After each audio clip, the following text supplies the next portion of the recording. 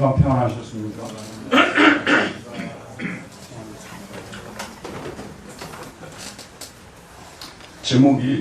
설교 제목이 마골 밋사빕입니다. 히브리어로는 마골 밋사빕인데 우리말로 마골 밋사빕 이렇게 했습니다.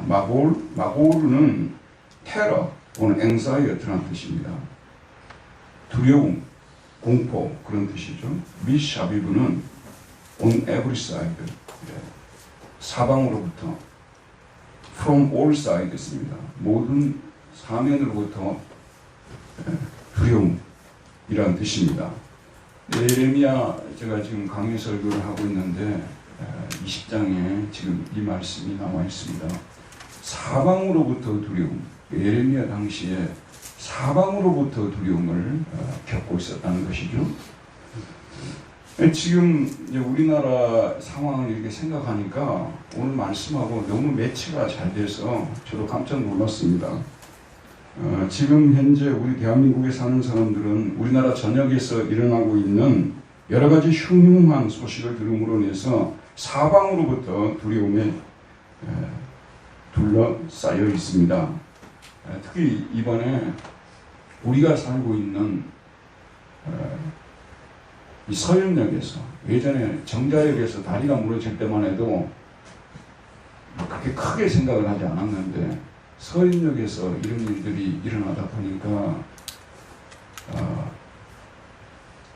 아무리 그렇게 안 하려고 해도 두려운 생각이 들더라고요.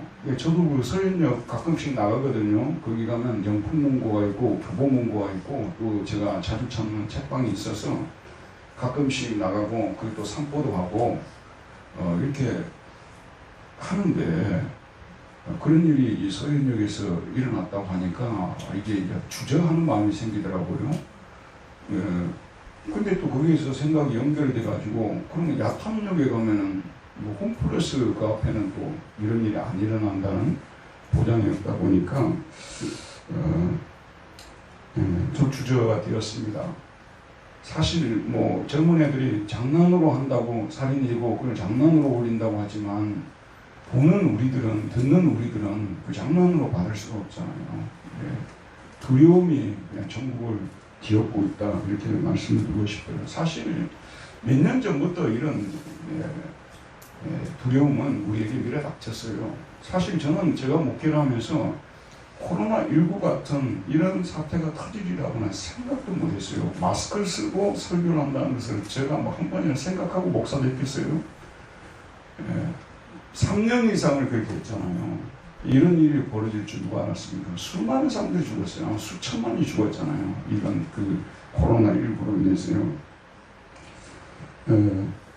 뭐 여기 앉아 계신 분들도 뭐 저처럼 다 그랬을 거예요. 혹시 나도 걸려서 죽을지 모르겠다. 나중에 이제 접종이 계속 뭐 2차, 3차까지 나오니까 그때는 좀 안심이 됐습니다만 초기에는 그런 생각 하는 사람들이 있었거든요. 그러면 어떻게 할 것이냐. 그래도 예배를 끝까지 드려야지 뭐 하면서 좀 어떻게 보면 하나님께 생명을 맡기고 그런 때를 지나왔다고 생각할 수 있습니다. 그런데 이제 코로나가 좀 잠잠해진다고 하니까 여러분이 잘 아시는 대로 러시아가 우크라이나를 침공을 했단 말이에요. 러시아가 우크라이나를 침공했는데 뭐 두 나라 싸우고 있으면 그렇게까지 우리가 불안할 필요가 없는데 아시는 대로 서방의 여러 나라들이 러시아로부터 천연가스를 공급받아 가지고 그 에너지를 만들잖아요. 그런데 그걸 끊어버렸잖아요.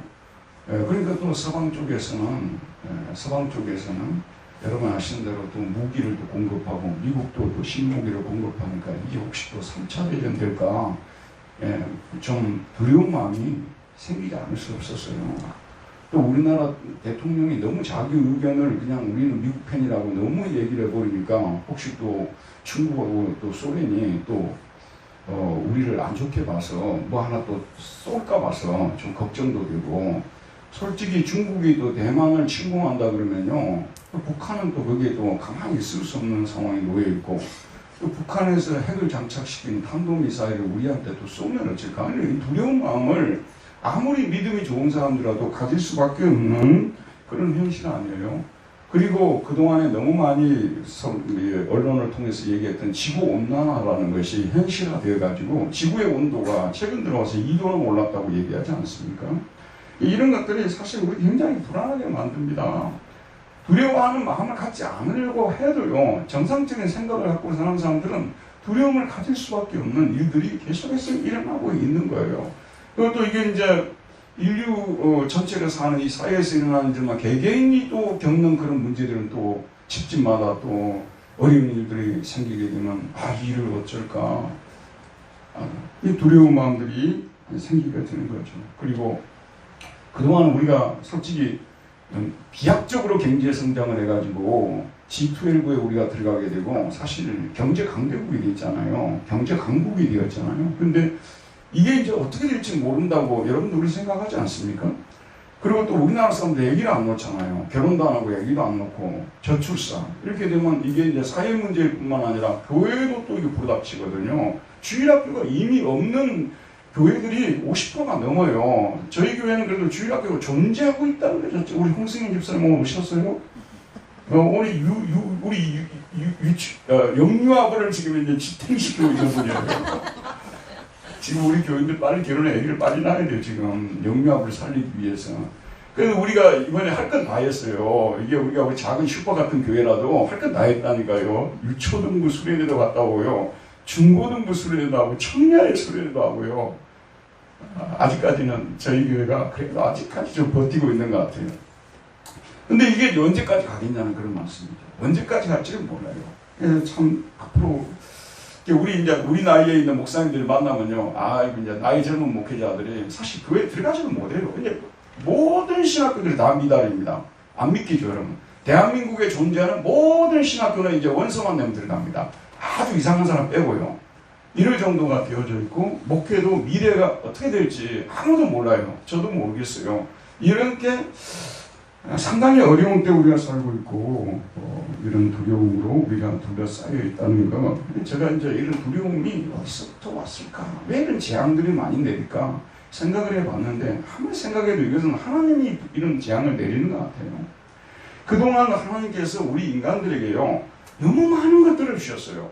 저희 집사람이 가끔 가다가 저한테 이런 얘기 자주 해요. 우리 인간의 두뇌라는 것은 정말 어떻게 우리 인간이 이렇게 어마어마한 것들을 만들어낼 수 있을까? 스마트폰 같은 경우는 이거는 혁명 중에 혁명 아니에요. 이거요, 스마트폰. 이거 없으면요, 진짜 뺏어가면 죽을 사람 여러 명이에요. 진짜 여호와는 나의 목자신지 스마트폰은 나의 목자신지 구분이 잘 안 가요.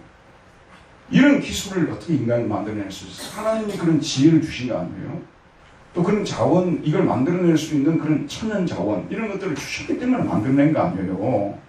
하나님은 우리 인간에게 너무 많은 것들을 주셔서 누리게 하셨는데, 우리는 예전에 왕들보다도 더 잘 사는 그런 혜택을 누리면서 살아가는 그런 사람들 아니에요? 그럼에도 불구하고 감사치도 안 하고, 찬양치도 하고, 영광을 돌리지 않고, 도리어 우상을 섬기고, 하나님을 떠나고 하다 보니까, 하나님께서 기다리시다 이렇게 많은 재앙들을 지금 쏟아붓고 계시지 않는가, 이런 생각을 갖게 됩니다. 그래서 저희들이 지금 현재 신앙생활하는 데 있어서요, 사실 지금 오늘은 굉장히 맑은 날이고 특별히 우리 개개인적으로는 큰 문제 없는 날이지만, 저도 강단에서 좋은 얘기만 계속 하고 싶고 우리 모두 웃고 그냥 끝나고 싶은 생각이 얼마나 많겠어요. 그러나 진실을 얘기해야 된다고. 지금은 사실은 굉장히 위험한 때입니다.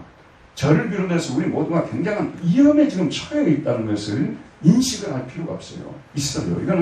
이거는 어떤 세계 내적으로 생겨나는 그런 원인과 결과로서 생기는 문제가 아니라 사실 위에 계신 하나님이 지금 재앙을 내리고 진노를 내리고 계신다는 이 인식으로부터 출발하지 않는다면 우리는 소망이 없다고 저는 보는 것입니다. 그런데 이런 우리가 회개하고 하나님 앞에 돌이키자 이런 얘기를 하게 되면요, 항상 두 종류의 사람들이 이거 막았습니다. 첫 번째는 뭐냐면 사회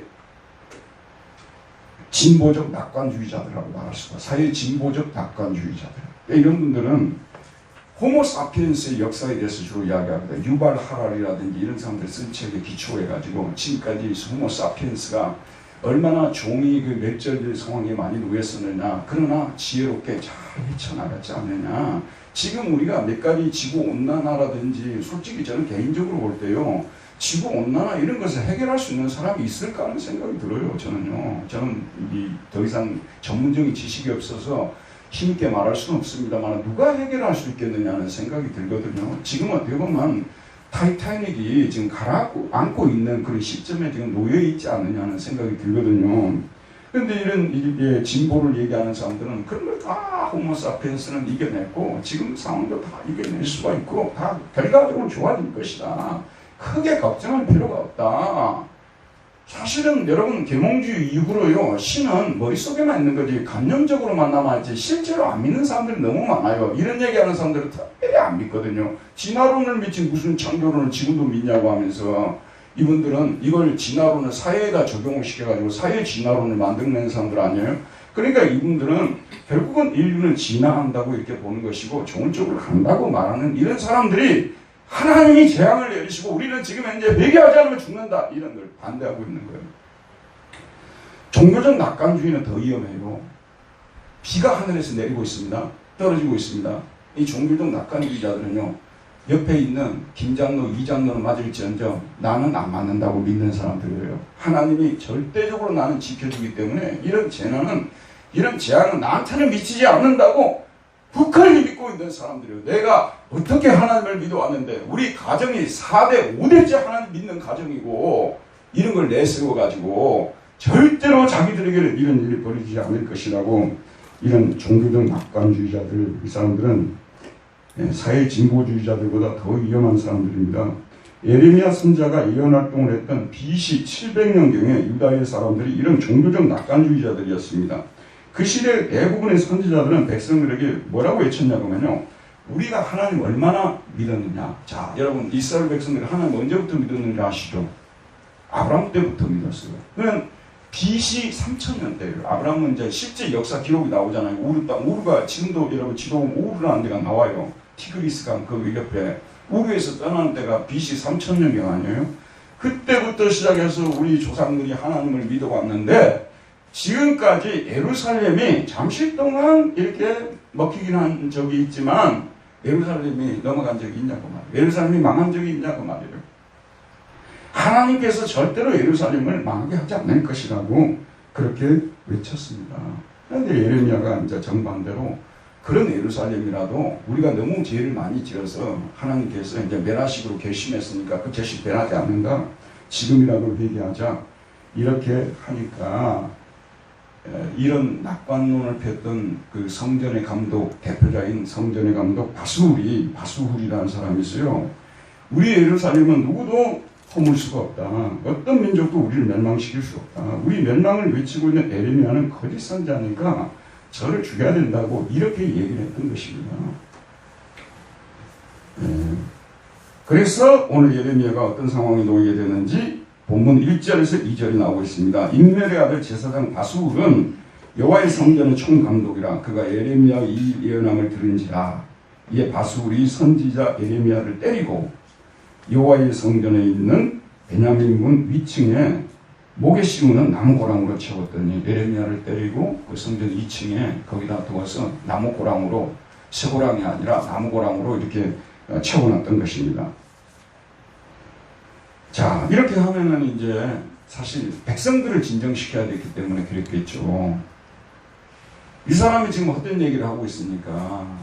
본보기로서 그렇게 나무고랑을 채워놨던 거 아니겠습니까? 그런데 바로 이때에 하나님께서 예레미야를 통해서 말씀을 주십니다.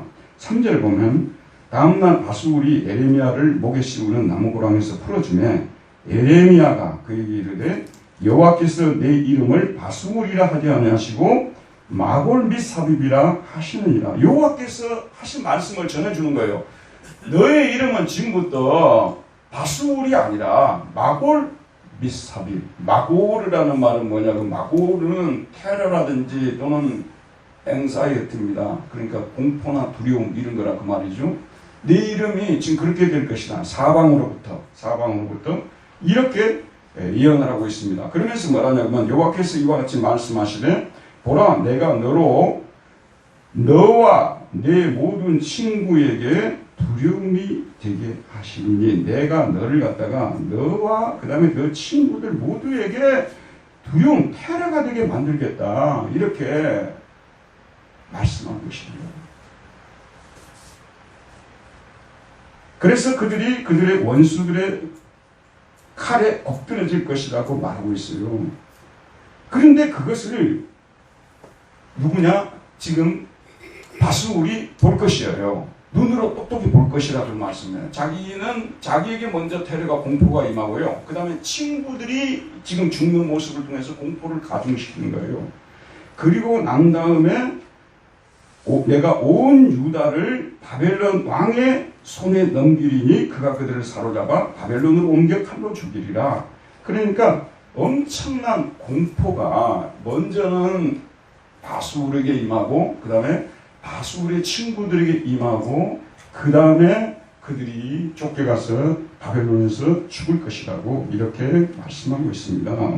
그러면서 또 5절에 보면 내가 또 이 성읍의 모든 부와 그 모든 소득과 그 모든 귀중품과 유다 왕들의 모든 보물을 그 원수의 손에 넘기리니 그들이 그것을 탈취하여 바벨론으로 가져가리라. 사실 이렇게 믿고 싶었어요. 또 그 진짜 자기는 그렇게 믿었을 거예요. 바수울은요. 바벨론이라는 나라가 설령 우리나라에 쳐들어온다 하더라도 결과적으로 패퇴해서 갈 것이고 우리 나라에 있는 한마디로 말해서 작은 풀 하나도 못 가져갈 것이라고 그렇게 생각했는데 자기는 그렇게 믿고 있었어요. 그런데 오늘 하나님 뭐라고 말씀하시냐면 내가 또 이 성읍의 모든 부와 그 모든 소득과 그 모든 귀중품과 유다 왕들의 모든 보물을 그 원수의 손에 넘기겠다. 그들이 그것을 탈취하여 바벨론으로 가져가리라. 그러니까 여러분 아시죠? 전쟁에 지게 되면요. 전쟁에 이긴 쪽이 진 쪽에 모든 걸 다 가져가는 거예요. 그 마지막으로 가져가는 사람들 아니에요. 뱅자고란에서 치고 나서 20만 명인가 50만 명인가 제가 이번에 남한산에서 보니까 20만인가 50만인가 정확한 인터넷 여러분 보시면 나올 거예요. 그 많은 사람을 데려왔더라고요. 그러니까 조선에 있는 모든 걸 다 가져가 버리는 거죠. 남기지 않는 거예요. 예전에 제가 몰랐는데 나폴레옹 전쟁사를 읽으니까 이탈리아 나폴리를 침공을 했단 말이에요. 그러면은 거기에 보물이라고 숨겨놓은 것들 다 가지고 오게 만들어요. 그거 다 가지고 가고 루브르 박물관에 갖다 놓은 거 아니에요. 얼마나 많이 도둑질했는지 나중에 또 다 돌려주더라고. 또 짐은 또 다 돌려줘야 돼요. 그게 전쟁 아니에요? 너희들은 절대 안 믿을 거다. 이 예루살렘 한번 쳐다보라면 여러분 특별히 예루살렘이 그 언덕 위에 예루살렘 성전이 있다고 해요. 근데 이게 역사가 그 요세푸스가 얘기를 하는데 자기가 본 건물 중에 그렇게 아름다운 건물이 없었다고 하잖아요. 그 건물을 바라보고 있으니 그리고 예루살렘을 이렇게 돌아다니는 이 성이 어떻게 멸망을 당했을까 믿어지지 않는다는 거죠. 믿을 수 없다. 절대 그럴 리 없다고 그랬는데 오늘 예레미야를 통해서 성은 망할 걸 말할 것도 없고 거기 있는 거 다 뺏기고 그리고 거기 있는 사람들도 다 잡혀가서 바벨론에서 죽을 것이라고 예언하고 있는 거예요. 바수울아 너와 네 집에 있는 모든 사람이 포로로 옮겨지리니 네가 바벨론에 이르러 거기서 죽어 거기 묻힐 것이라. 이게 너와 네 집에 사는 모든 사람 이건 특별히 바수울에 대해서 벌을 내리는 거예요. 그러니까 바수울의 집안 사람들 다 망한다고 말이에요. 바수울만 망한 게 아니라 바수울 집안 사람들 다 망한다는 거예요. 그 다음에 너와 너의 거짓 예언을 들은 내 모든 친구도 그와 같으리라. 이게 이 친구들은 바수울의 이 거짓된 낙관주의를 지금의 상황이 어떤 상황인데 당신이 그렇게 얘기할 수 있냐고 아무리 친구라도 동의 못한다 막았어야 되는데 막지 않고 바수울의 예언을 그대로 믿고 있었기 때문에 그 친구들도 망한다 그런 말씀입니다. 여러분 잘 들으세요. 다른 거는 몰라도요 하나님 앞에서 사는 이런 문제에서는 심지어는 자기 아내도 믿지 말아야 돼요. 자기 남편도 믿지 말아야 돼요. 자기 가족도 믿지 말아야 돼요.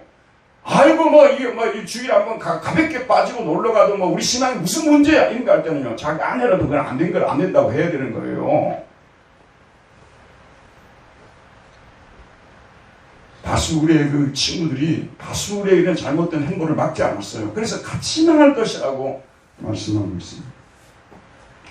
이런 맥락에서 하나님께서 네 이름을 바수울이라 하지 말고 지금부터 마골미사백이다. 사방으로부터 두려움. 자, 이 일을 이 사람 좀 더 당할 거예요. 이 사람 이름이 이제 사람들이 다 바꿔버리는 거예요. 마골 미사비 이렇게 부르는 거예요. 바술이라고 부르는 사람이 없어요. 왜냐하면 이 사람으로 인해서 재앙이 왔고 이 사람 때문에 가족뿐만 아니라 수많은 사람들이 죽었기 때문에 별명을 그 이름을 마골 미사비라고 붙여준 것입니다. 자, 여러분 제가 오늘 드리고 싶은 말씀은 거짓 예언에 근거한 거짓 안전으로부터 돌았어야 합니다. 사실 이 거짓 안전이라는 거, 이거 이제 라틴어로 판사 세쿠리타스인데, 이 거짓된 안전, 그 배달하는 사람들이요, 뒤에 뭐 이렇게 딱 올려갖고 배달하는 분들 계시잖아요. 이렇게 딱 자물쇠로 잠그고 거기다가 뭐라고 써놓으면 세쿠리타스라고 이렇게 써놔요. 안전이라고 써놔요. 근데 제대로 된 자물쇠가 돼야 되죠. 근데 그게 그냥 이렇게 툭 잡아당기면 이건 거짓된 거죠. 잘못된 거죠.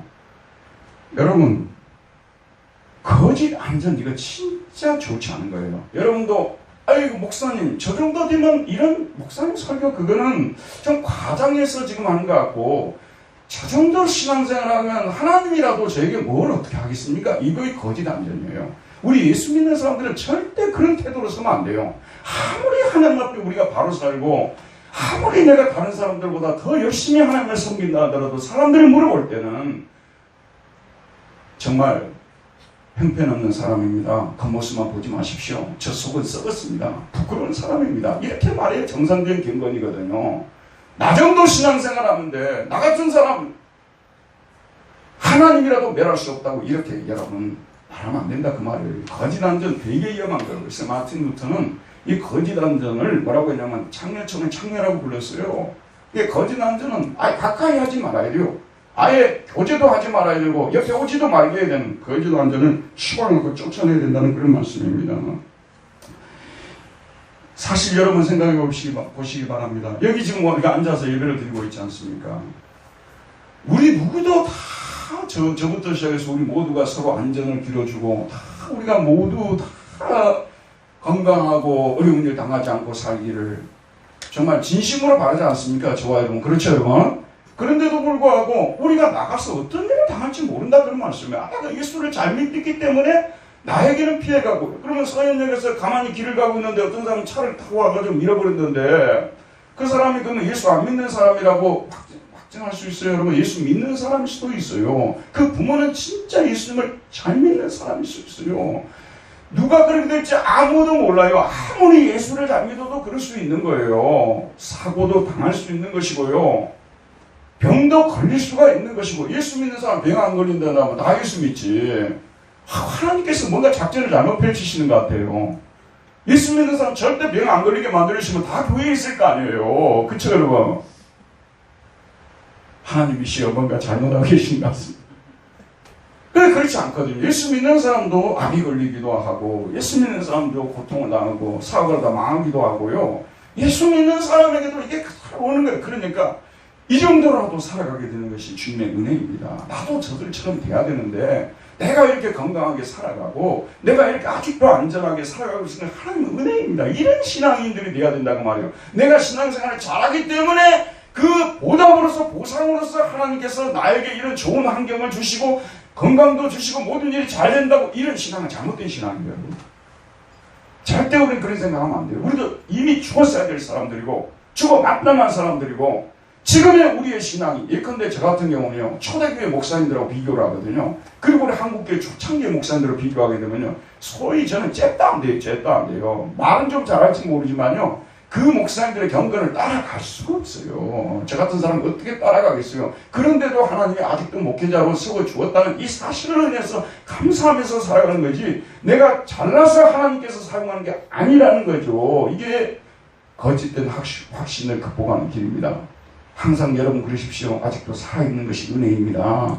옆에 분들은 인사 한번 나눕시다. 아직도 살아있는 것이 은혜입니다. 인사 한번 나눕시다.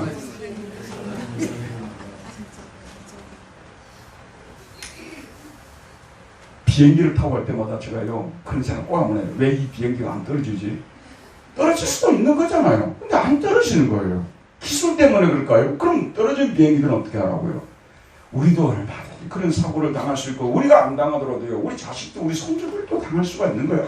아무도 몰라요. 저는 이제 그 어떤 분들 가정에 가면 아이가 그 장애로 태어난 가정 분들 보시잖아요. 절대 저는 판단하지 않습니다. 왜냐하면 우리 아이가 나중에 그런 자녀를 낳을 수 있어요. 그리고 또 우리 손주가 또 그런 자녀를 낳을 수가 있어요. 누가 누구를 판단할 수가 있겠어요. 예수만 잘 믿으면 그런 장애 우들도 안 나오고 아무 어려운 일 안 생기고 그럴 것 같습니까? 그거는 정말 성경을 잘못 본 것이거든요.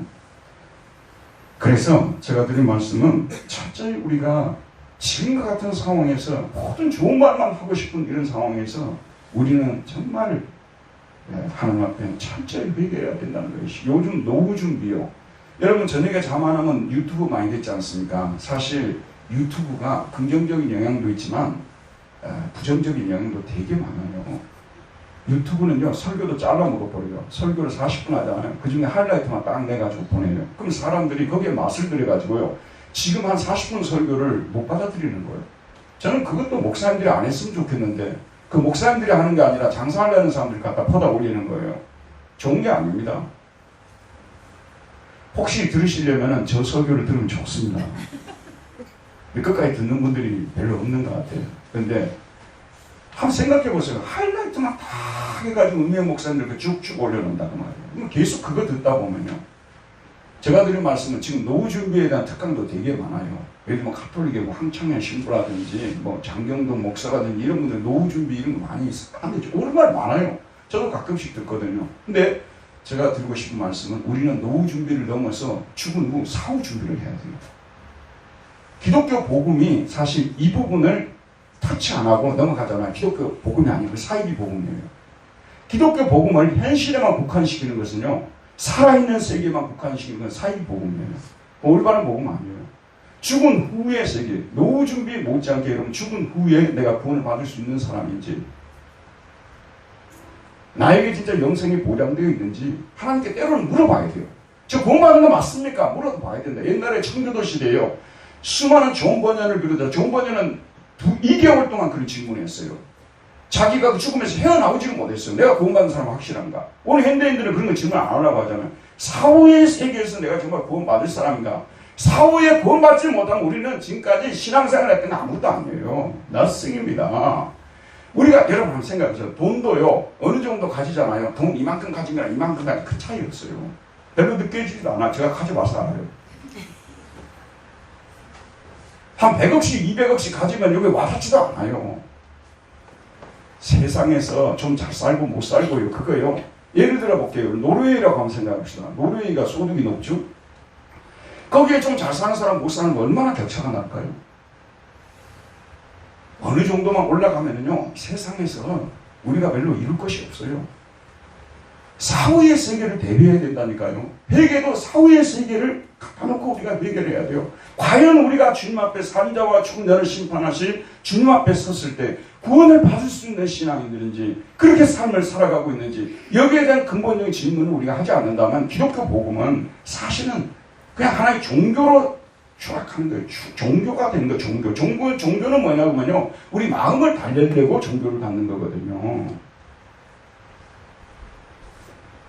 그래서 사후의 삶을 어떻게 살지 다시 한번 생각하는데, 세 가지 중요한 것입니다. 첫 번째는 지금이라도 우리는 예수님을 믿어야 됩니다. 교회를 다니는데요, 예수님을 안 믿는 분들이 계시거든요.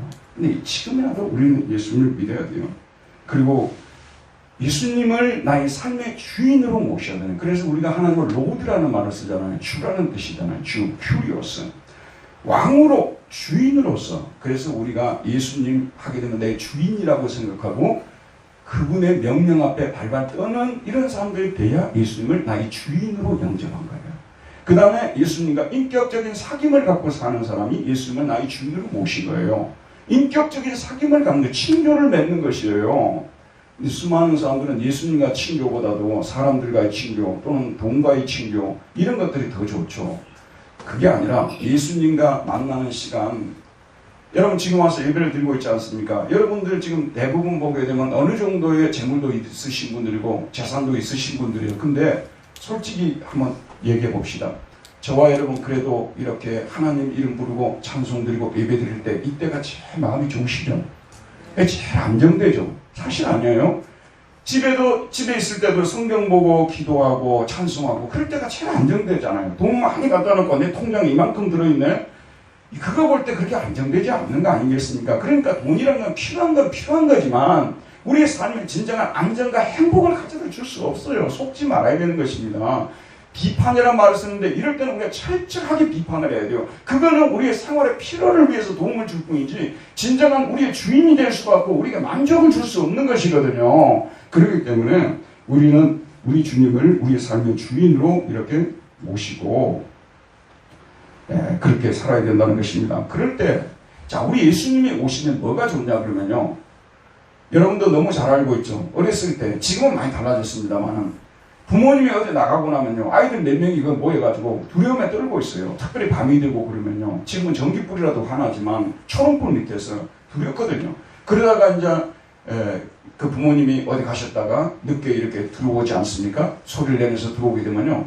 그렇게 기쁠 수가 없어요. 그리고 지금까지 사방으로부터 두려움을 가졌는데 이리가 올지 모르겠다. 아니면 뭐 도둑놈이 들어올지 모르겠다. 이런 생각을 가졌는데 한순간에 사방으로부터 두려움이 사라져버리는 것입니다. 저와 여러분도 예수를 믿는 사람이라 하더라도요. 두려움을 갖는다는 것이 정상적인 기독교예요. 예수를 믿는다고 해서 두려움이 없어진다는 말은 그 자체로 없어진다는 말은 거짓말입니다. 믿는다 하더라도 우리는 어려운 일이 생기면 막 두렵고 잠이 안 오고요. 불안하기도 하고 염려가 되기도 하고 그렇습니다. 그런데 우리 부활하신 주님께서 우리에게 오시면 그런 불안과 염려가 사방으로부터 마골 밑삽이 우리 둘러싸던 이 불안과 두려움이 한순간에 사라져 버린다는 거예요. 그게 어디 나오냐면 요한복음 20장 19절에서 23절 제가 읽겠습니다. 이날 곧 안식 첫날 저녁 때에 제자들이 유대인들을 두려워하여 모인 곳에 문들을 닫았더니 얼마나 무섭겠어요. 예수라는 이름만 대면 죽는 때 아니에요. 자폐가 죽는 때죠. 그러니까 얼마나 무서웠겠어요. 문을 닫아놨어요. 예수께서 오사 가운데 서서 이르시되 너희에게 평강이 있을지어다. 이 말씀을 하시고 손과 옆구리를 보이시니 제자들이 주를 보고 기뻐하더라. 예수께서 또 이르시되 너희에게 평강이 있을지어다. 부활하신 주님께서 오셔서 평강이 있을지어다 하는 그 순간에 사방으로부터 두려움이 사라지기 시작했다는 것입니다. 그 다음에 무슨 말씀이 나오냐면 아버지께서 나를 보내신 것 같이 나도 너희를 보내노라. 이 말씀을 하시고 그들에게 숨을 내쉬며 이르시되 성령을 받으라. 자, 예수님이 부활하신 예수님이 오셔서 그들에게 성령을 선물로 주신 거예요. 성령을 받으라고 해서 주셨다는 얘기 아니에요. 선물을 받으라. 너희가 누구의 죄든지 사하면 사해질 것이요 누구의 죄든지 그대로 두면 그대로 있으리라 하시니라. 너희들이 죄를 사함받고 형제자매들의 죄를 용서해 줘라. 그러면은 사방으로부터 두려움이 순식간에 사라져버릴 것이다. 근데 이 말씀이 딱 맞아요. 부활하신 주님께서 우리에게 오시고요. 두 번째, 우리 안에 성령님을 보내주시고요. 그 다음에 하나님과 관계가 우리 막혀있던 죄가 용서를 받으면요. 두려워할 것이 없어요. 전혀 두렵지 않습니다. 여러분, 부활하신 주님이 여러분에게 오셨다면 그 두려움의 많은 부분이 이미 사라진 거예요. 그 다음에 성령님이 우리 안에 오셨다면 이 두려움 중 많은 부분이 사라진 것이고요. 그리고 우리가 하나님과 막혀있던 이런 죄를 용서받으면 그야말로 우리 마음속에 이렇게 사방으로 포위하고 있던 두려움이 다 사라져버린다는 그런 말씀 아니겠어요? 사실 이 두려움은 들어보세요. 원수가 가져다 준 거예요. 우리 육신의 죄를 이용해서 사탄이 우리 마음속에 막 두려움을 갖다 주는 것이거든요. 그런데 예수님이 오시면 사탄은 물러갑니다. 성령님이 오시면 악령은 물러갑니다. 그리고 우리의 죄가 용서를 받는 순간 우리 마음속에 잠복해 있던 모든 두려움이 사라지게 된다는 것입니다. 이것이 첫 번째 단계예요. 이게 매우 중요한 단계입니다. 그 다음에 두 번째, 여기서부터 저와 여러분은 좀 심각하게 말씀을 드려야 되는데요. 자, 교회에서 이렇게 가르칩니다. 여러분 예배 주석 잘 하십시오. 그리고 성경 자주 매일매일 읽으시고 그 다음에 여러분 기도 생활하시고 자, 그러면은 우리에게 평화가 임합니다. 두려움이 사라집니다. 맞아요. 근데 이게 계속 지속은 안 돼요. 그 다음 단계로 나가야 됩니다. 그 다음 단계가 뭐냐면요. 이 십자가의 복음을 사람들에게 전하는 단계로 나가줘야 돼요. 오늘 우리 그리스도인들이요, 상당히 여기서 많이 걸려 있어요. 그러니까 자기는 분명히 하나님을 믿어요. 예수 그리스도를 믿어요. 그런데 이 복음을 사람들에게 전하지는 않는 거예요. 나는 이것을 굉장히 심각하게 보거든요. 자기에게 가장 좋은 것이, 저는 이제 뭐 골프를 전문적으로 치지는 않습니다만 골프에 좀 빠진 분들 있잖아요. 처음 배울 때요. 저는 은퇴하고 나서는 내가 골프 칠 거예요. 미국에 있는 내 그 후배가 거기 싸디 싸다고 기본만 배워가지고 오래요. 거기 가서 칠 거예요. 근데 골프는 아주 좋은 운동이라고 생각해요. 근데 골프에 이제 빠져있는 사람들 있잖아요. 그러면 자기 안에 있는 기쁨을 주체를 못하는 거예요. 이 신기술을 가르쳐주고 싶고요. 어? 홀인원 하면 안 돼. 맨날 며칠 동안 잠을 못 잘 거 아니에요. 그 한 번 치면 500만 원씩 내야 된다고요. 500만 원씩. 그렇게 기쁜 소식을 전하고 싶은데 자기를 구원해준 예수님에 대해서 사람들 보고 예수 믿으라는 말 한마디 못하는, 이게 지금 정상이 아니지 않습니까? 여러분들이 가가지고 사형리 같은 걸 들고 가서 전도할 수도 있겠습니다만 그렇게 되지 않은 환경에서도 우리가 전도를 못하는 데는 아니에요. 사람들에게 가서 교회 한번 갑시다. 그 말을 왜 못한다는 그 말이에요. 가장 가까운 사람들 그 말 충분히 할 수 있습니다. 우리 이제 교회 좀 다닙시다. 우리 교회 한번 가봅시다. 우리 목사님 한번 만나보십시오. 이게 다 전도 아니에요? 근데 이렇게 이 단계로 나가지 않고 나는 제사함 받았고 성경 읽고 기도하고 그것만으로 안 된다고 말이에요. 거기로 나가줘야 되는 거예요. 자, 여러분, 얼마든지 할 수 있는데요. 이걸 못하게 막고 있는 것이 뭐냐면 사탄이 막고 있는 거예요. 사람들은 아니면 예수 믿으라 말을 못하게 막고 있는 거예요. 그러니까 우리 다 벙어리가 되어 있는 거예요.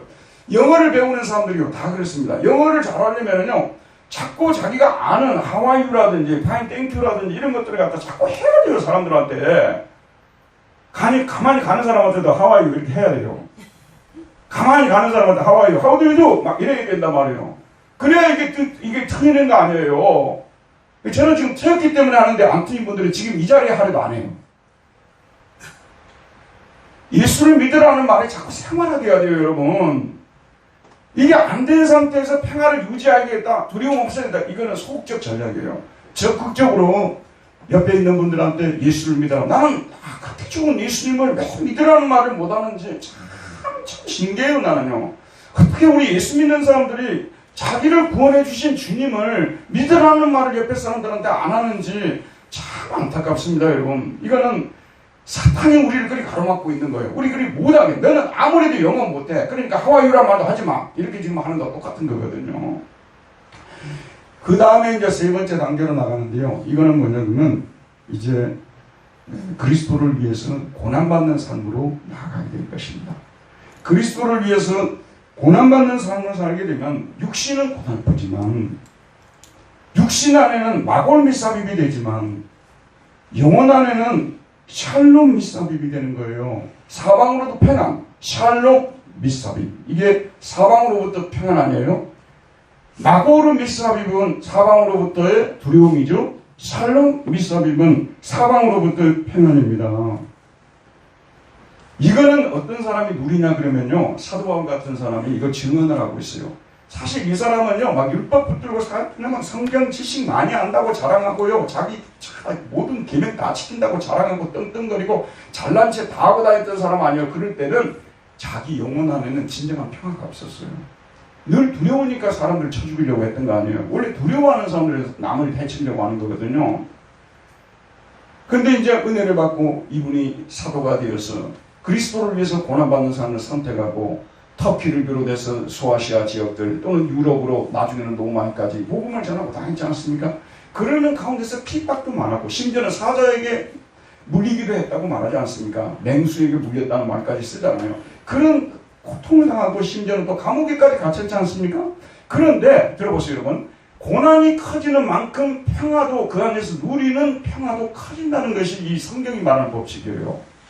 그리스도를 위해서 받는 고난이 커지면 커질수록, 거꾸로 말씀드려볼게요. 예수를 믿는다고 고백하고 교회를 다녀도 그리스도를 위해서 고난받는 삶을 선택하지 아니하고 고난은 다 피해서 다니고 예수 믿으라는 말도 안 하고 아무런 고난도 당하지 않는 사람은요, 이게 있는 평화도 점점 이게 감소된다는 그런 말씀이에요. 그러나 내가 비록 부족하지만 그리스도를 믿고 주인으로 모셨으니 그분을 위해서 살겠노라고 결심하고 고난받는 삶을 선택하고 나가면 우리 안에 있는 평화도 가중된다는 그런 말씀이에요. 그래서 여러분이 너무나 잘 아는 빌립보서 4장 6절에서 7절 말씀, 아무것도 염려하지 말고 다만 모든 일에 기도와 간구로 너희 구할 것을 감사함으로 하나님께 아뢰라. 그리하면 모든 지각에 뛰어난 하나님의 평강이 그리스도 예수 안에서 너희 마음과 생각을 지키시리라. 지금 빌립보 성도들은 로마의 감옥에 갇혀있는 사도 바울보다 훨씬 더 좋은 환경이 있기 때문에 훨씬 더 평화를 많이 누리고 있었어야 돼요. 그런데 역설적이게도 오히려 감옥에 갇혀있는 바울에게 하나님이 더 많은 평화를 주신 거예요. 오히려 빌립보 교인들은 환경이 훨씬 좋았지만 평화를 별로 누리지를 못하고 있는 거예요. 왜? 그리스도를 위한 고난을 선택하지 않기 때문에. 자, 그럼 여러분들한테 구체적으로 말씀드릴게요. 우리가 교회에서 십자가를 진다는 말을 많이 쓰잖아요. 그리스도를 따른다는 것은 그리스도께서 주신 십자가를 치고 주님을 따르는 것이잖아요. 근데 이 부분을 여러분 좀 잘 들으셔야 됩니다. 십자가를 진다는 말은요, 사실 많은 성도들에게 추상적으로 이게 받아들여지고 있어요.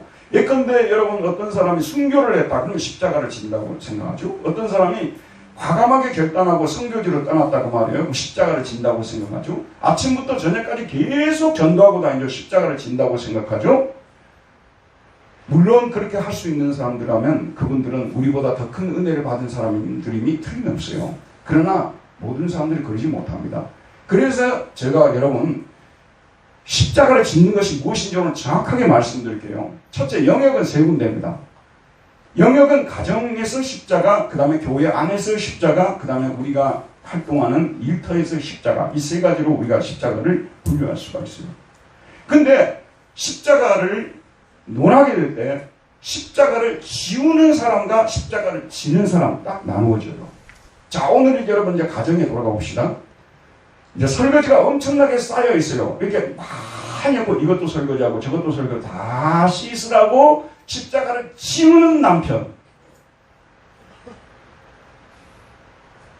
그러면 이제 부인이 십자가를 쳐버리는 거예요. 설거지 내가 당연히 해야지. 그럼 우리 가정에 평화가 있지. 하고 십자가를 쳐버리면 문제가 없는데,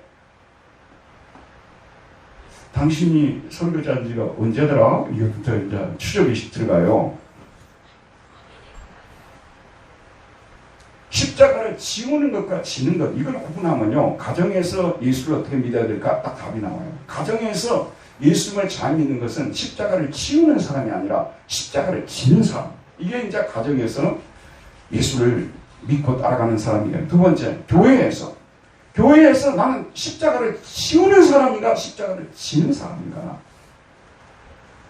교회에서 봉사할 것이 보이면은 내가 그냥 져버리는 거예요. 지금 내가 할 일이다. 딱 해버리는 거예요. 가끔 가다가 뭐 교회 기능 같은 거 이런 거 있잖아. 우리 교회도 지금 요거 지금 민규가 이거 배워가지고 치는데 너무 오래돼가지고 이게 제대로 된 게 아니래요. 그래서 이 강사가 나보고 항상 저거 좀 바꿨으면 좋겠는데 어떻게 하면 좋겠냐고 그러는데 내가 교회에다 광고를 하겠다 그랬어요. 그러면은 분명히 저거 사라고 헌금하는 사람 있을 거라고 내가 그랬어요. 다 저 눈을 피하지 마세요. 근데 뭐 해봤자 200만 원 정도 되거든요. 돈 많은 사람들이 200만 원 그게 그렇게 큰 돈도 아니잖아요. 솔직히 우리 까놓고 이야기했어요. 이런 교회에 이런 것이 보이면 그냥 자기가 돈으로 사버려야 돼요. 뭐 교회가 공동의회를 열어가지고 이걸 사야 되니 말아야 되니 우리 교회는 헌금을 많이 쓰니 쓸데없는 데 쓰니. 여러분, 이거는 정말 어린아이 같은 수준의 예수를 믿는 겁니다. 교회 안에서 좀 힘든 일이 있고 그런 일은 목사님 제가 할게요. 제가 질게요. 제가 그 십자가 질게요. 그러면요, 들어보세요. 그 지는 순간에 자기 얼굴이 어떤 모습이냐면 얼굴이 해같이 빛나게 돼 있어요. 평화가 임해요. 그리고 그 평화가 옆에 있는 사람에게 바로 옮겨갑니다. 맞죠? 자, 이제는 직장으로 가보도록 합시다. 직장생활도 우리 예수 믿는 사람들이 그럼 직장생활을 어떻게 해야 될 것이냐. 직장에서 자기가 맡은 부서에서 어렵고 힘든 일은 내가 짊어져야 되겠다 이런 생각을 가서는 그렇지 않아요. 떠넘겨야 되겠다 이건 그렇지 아니라는 거죠. 저 사람을 지게 만들어야 되겠다. 네가 뭔데 나보고 지라냐. 너가 져야 된다. 이거는 그리스도인들로서 태도가 아닌 것이죠. 동서도 통일이 되었습니다. 동독에서 수많은 간호사들이 몰려온다고요. 서독신문에 계속 떴어요. 왜냐하면 간호사들은 대부분 한국인들이잖아요. 한국 간호사들이잖아요. 동독이 열리고 나서 동독의 간호사들이 서독의 병원으로 몰려오니 이제 동독의 간호사들이 상당히 지금 어려운 상황에 놓이게 됐죠. 서독의 간호사들이. 한국 교회도 어려움을 당하게 된 거예요. 왜냐하면 이분들이 직업을 잃으면 교회도 어려워지니까. 저도 상당히 좀 두려운 마음을 가졌었어요. 우리 교회도 간호사로 계신 분들이 있었기 때문에. 근데 한 몇 달이 지나니까요. 그것이 기우였고 아무것도 아니었다는 것이 증명이 됐어요. 왜 그러냐면 동독에서 온 간호사들을 써보니까 이분들이 그렇게 무능할 수 없고 그렇게 게으르고 그렇게 거짓말을 잘하고 이런 소문이 막 돌게 된 거예요. 모든 간호사는 그러지 않았겠죠. 일부가 그랬겠죠. 동독에서 오신 분들 중에서요. 근데 이분들이 공산 이 정권하에서 다 남에게 짐을 지우고 실제 그분들이 그렇게 했대요. 어떤 부서에 가잖아요. 그러면 거기 있는 걸 뭘 하나도 가져올까? 갖다 놀리는 사람은 거의 없고요. 가져올까? 이런 생각을 하는 사람은 더 많았대요. 그러니까 이분들이 사실은 헌신하려고 하는 사람들이 아니고 요령만 부리는 사람들이었기 때문에 써보니까 안 되겠거든요. 그래서 한국 간호사들 잘린 사람들이 거의 없어요. 직장생활에서도 크리스찬 어느 교회 다닌다. 그게 무슨 문제가 되겠어요. 여러분 안 믿는 사람들이 지금 교회 다닌다고 해서 우리 크리스찬을 보겠습니까? 거기서도 어려운 일, 힘든 일은 내가 져야 된다. 내가 십자가는 지겠다. 내가 손해보겠다. 중무법이라는 것이 있잖아요. 진다는 말에 또 내가 이렇게 설교 준비를 하다 보니까 진다는 말도 받았더라고요. 뭐냐 그러면 이기는 것이 아니고 지는 것이 십자가 지는 거라 그 말이에요. 이겨먹는다는 말을 쓰잖아요. 이겨먹는 것은 십자가 지는 게 아니에요. 져주는 것이 십자가고 지는 것이 십자가고. 자 여러분 저 이제 들으셨죠? 가정에서 십자가를 지우는 사람이 아니라 십자가 지는 사람, 교회에서 십자가 지우는 사람이 아니라 지는 사람, 사회에서 자기 직장에서 십자가 지우는 사람은 지는 사람, 이보다도 십자가 정신을 여러분 정확하게 정리할 수 없겠습니까? 저는 이것이라고 생각해요. 여러분 거창하게 십자가 얘기를 한다고 해서 그 어차피 하지도 못할 일이에요. 여러분 나는 이런 얘기야. 나는 뭐 전도를 한 달에 수명하게 30년 그건 실현 가능성도 없는 거예요. 나는 은혜 받았으니까 나는 외국에 나가서 복음을 전하니까 나가봐야 아는 거고요. 지금 현재 우리가 칠 수 있는 십자가가 얼마든지 있다 그런 말씀이에요. 그 십자가를 지우지 말고 지우는 사람이 돼야 된다 그 말이에요. 이것이 회개하는 사람입니다. 이렇게 살아야만 진정 회개하는 사람이고. 들어보세요. 이제 이 사람에게 주시는 하나님의 선물이 뭐냐면 샬롬입니다.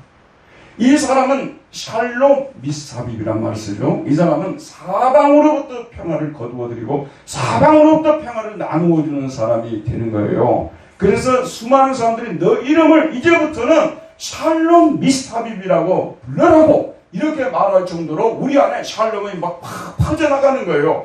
아니 우리가 뭐 특별한 걸 먹고 사는 것도 아닌데 얼굴이 그냥 그렇게 샬롬이 넘칠 수가 없는 거예요. 왜냐하면 십자가를 피하지 않고 지고 살기 때문에. 예수 믿고 교회 다니는 것만으로 족하지 않다니까요. 밖에 나가서 예수님을 전하는 사람이 돼야 되고요. 그리고 가정에서 직장에서 교회에서 십자가를 지는 삶으로 나아가져야만이 이 하나님이 주시는 샬롬이 지배를 하는 샬롬 미사빕. 우리 옆에 분들한테 우리 그런 사람 되자는 의미에서 샬롬 미사빕 인사 한번 나누도록 합시다. 샬롬 미사빕. 샬롬 그 다음에 프롬이에요. 미사빕. 다시 한번 옆에 분들한테 그런 사람 되도록 당신 그런 사람 될 것입니다. 축복하는 의미에서 다시 한번 시작. 샬롬 미사빕.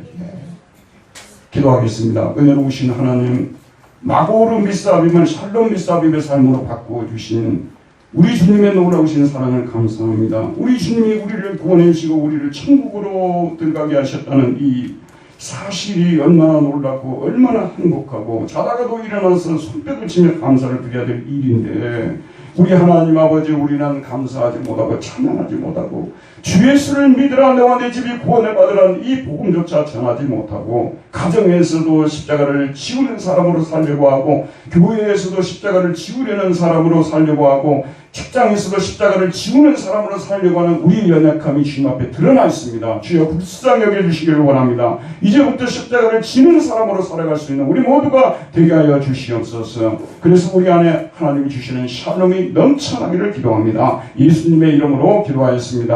아멘. 다 같이 찬송가 보시겠습니다. 408장 보시겠습니다. 408장.